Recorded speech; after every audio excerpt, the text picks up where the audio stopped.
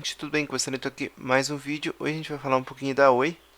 Essa empresa aí que é aí uma das quatro maiores operadoras, né, do nosso país, mas que está passando aí pela sua segunda recuperação judicial e que ontem, né, no final do pregão de ontem, acabou ficando em 75 a 76 centavos a ação, o que acabou tornando-se o menor patamar dela, né? Então ela renovou aí sua mínima histórica e acabou ficando aí no seu menor valor de mercado.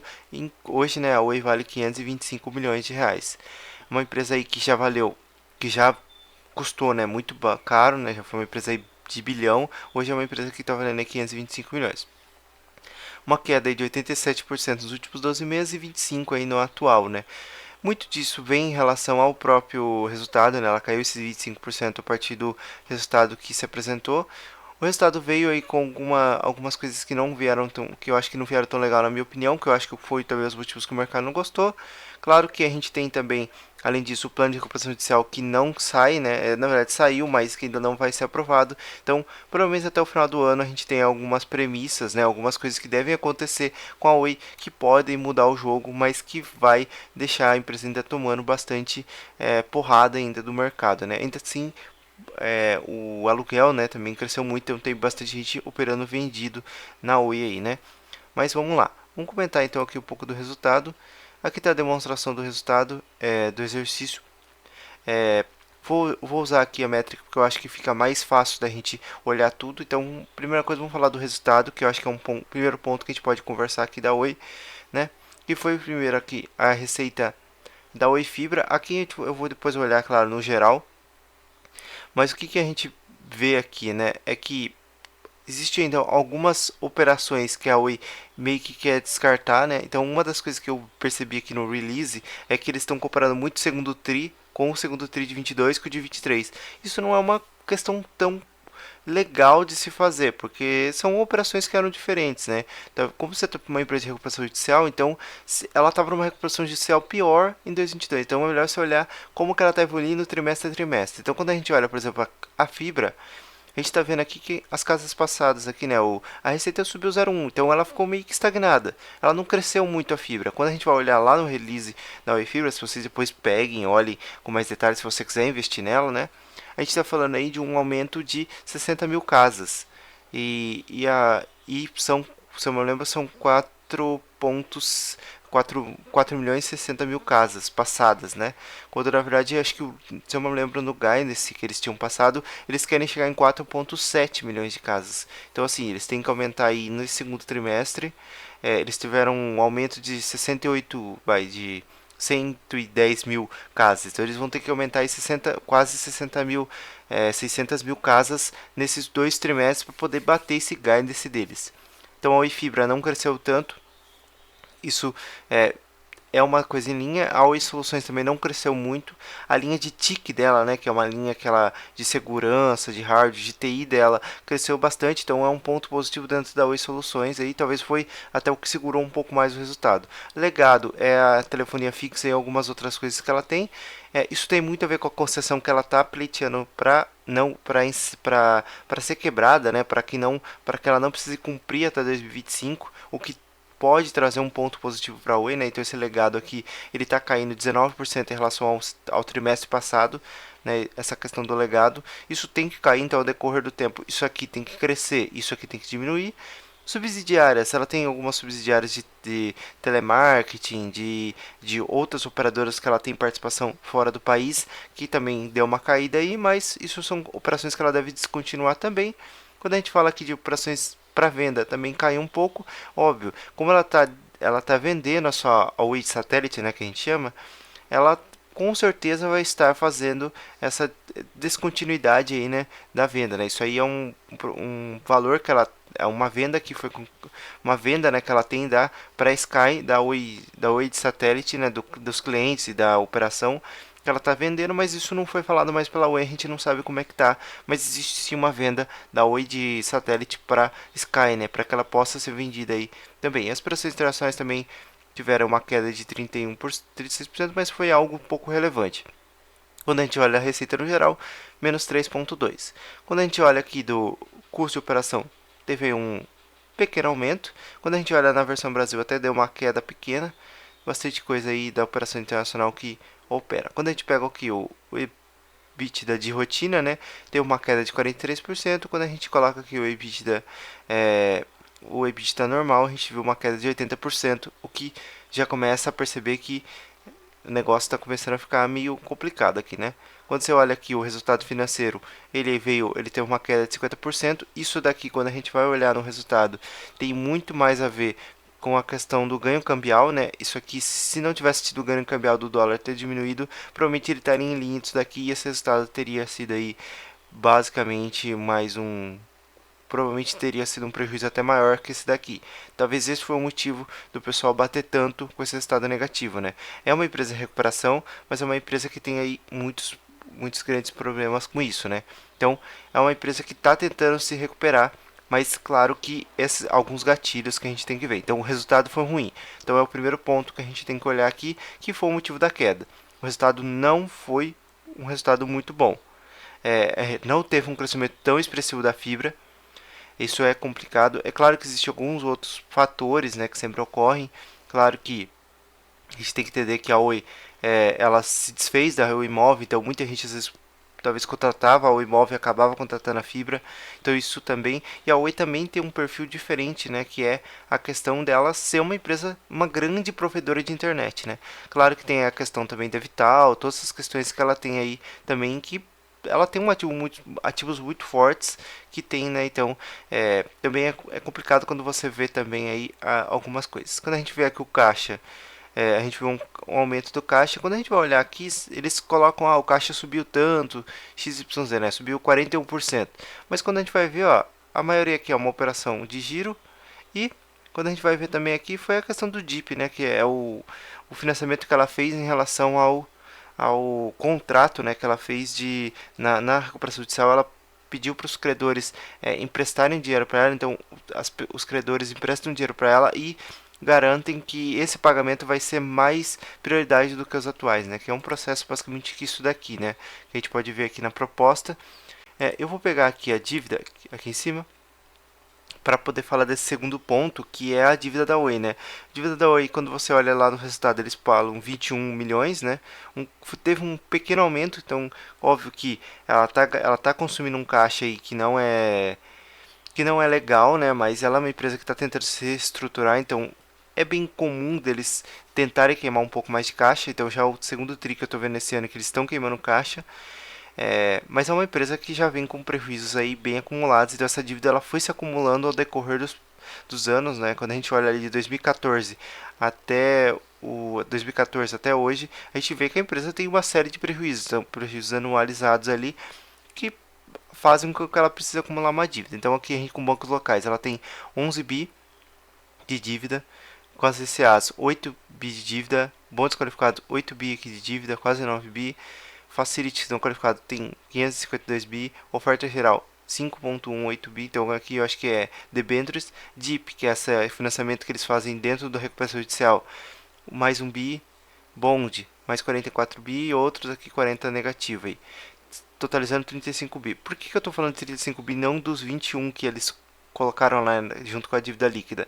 Primeira coisa, isso daqui vai ser o valor de face, tá? Então, por que o valor de face? Porque o processo deles transformarem a dívida em equity, ok, a Oi realizará um instrumento de dívida no total de 10 pagamento do saldo, o restante vai ser transformado em dívida. Então, o que é a ideia que eles estão querendo, né?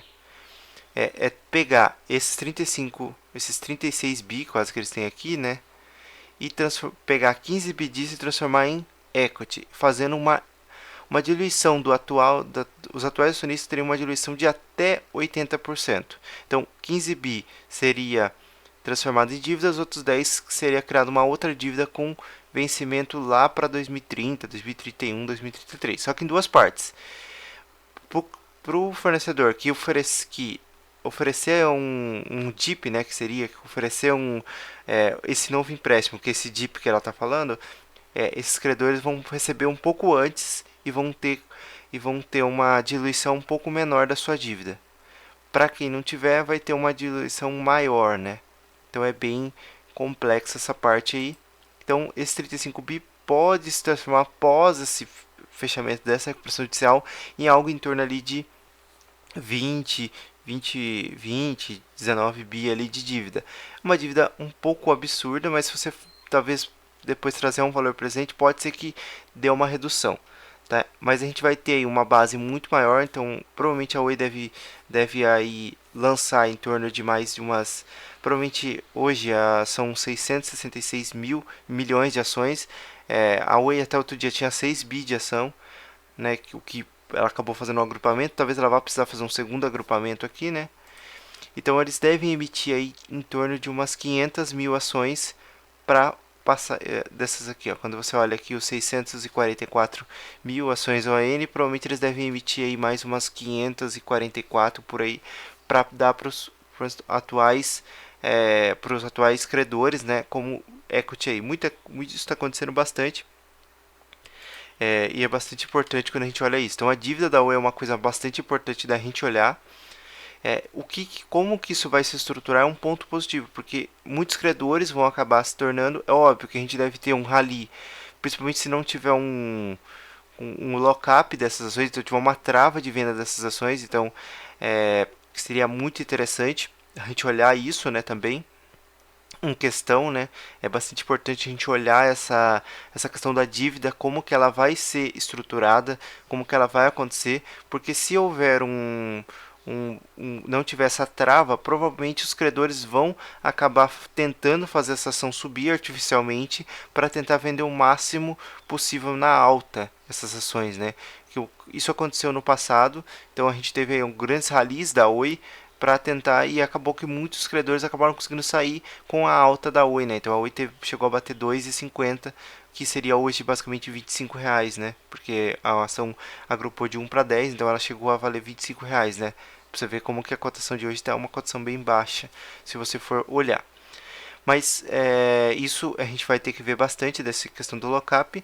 Não se sabe quanto basicamente vai ser emitida essas ações, né? Hoje as ações estão 76 centavos, mas quando a ação estava mais ou menos 1,20, existiam rumores na internet, né, que essa dívida provavelmente seria equalizada entre 4 e 5 reais, né? E aí, claro, se o atual acionista quisesse não perder a sua qualidade de caixa, né, eles poderiam fazer um follow-on, né, poderia subscrever ações a 4 ou 5 reais, o que não faz muito sentido, hoje faz muito menos sentido ainda. Então a gente tem que ver como é que a Oi vai transformar essas ações e o quanto vai custar essas ações para os credores, porque se essas ações saírem a 4, 5 reais, provavelmente eles acham que a Oi vale muito mais que isso, né? Então, provavelmente a ação pode ter um aumento aí próximo desses valores aí, porque talvez seja um valor justo, alguma coisa assim. Mas a gente precisa entender como é que vai ser isso.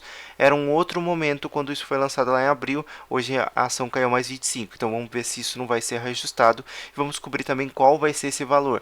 Ninguém sabe exatamente qual o valor que vai ser convertido essa dívida, né? Em qual percentual. Mas isso é bastante importante. Então, primeira coisa que eu falei, né, foi do resultado. O resultado, a fibra não estava crescendo, então é um ponto negativo. A questão do resultado da medida de diluição não é um fator positivo, mas é talvez uma resolução ruim por uma solução que no futuro pode ser muito boa.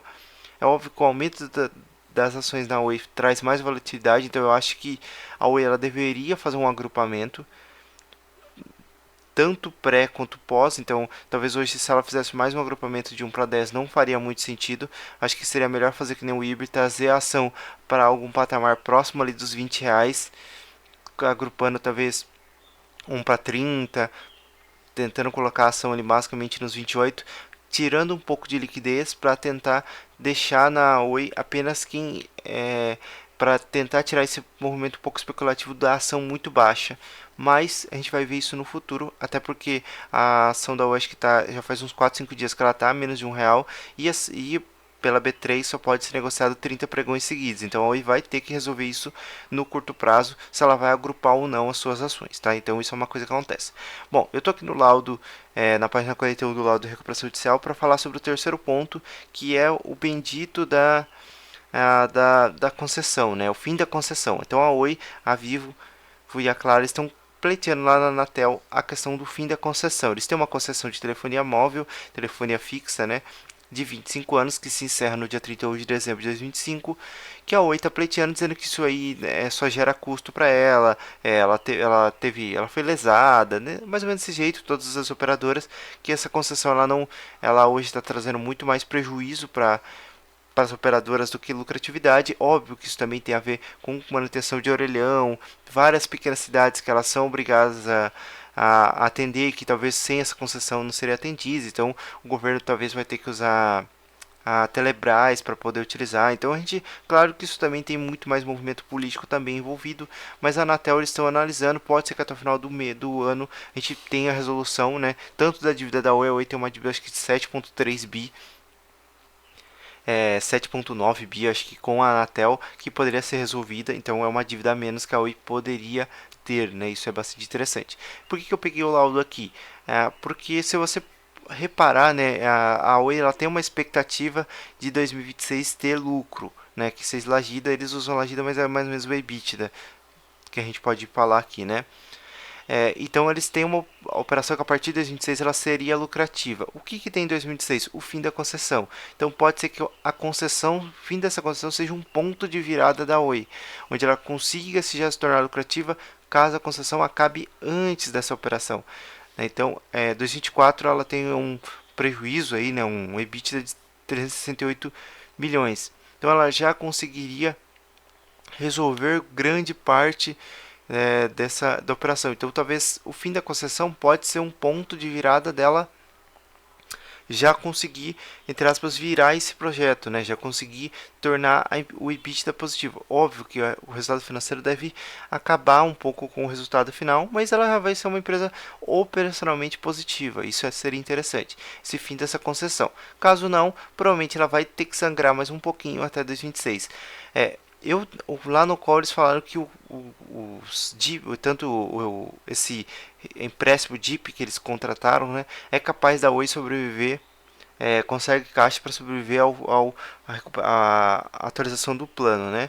Mas a gente tem que ver se ela vai ter caixa suficiente para sobreviver até o fim da concessão, porque vão ser inúmeras coisas que ela vai precisar fazer para sobreviver até o fim da concessão. Então, o fim da concessão é um ponto positivo, né? Então, a gente tem aí alguns pontos que podem ser interessantes, né? O primeiro deles, claro, é a questão de arrumar essa dívida. Então, o que vai ser a dívida da Oi? A dívida da Oi é 35, a valor justo ela é 21. Então, vamos descobrir quanto isso vai se transformar em equity.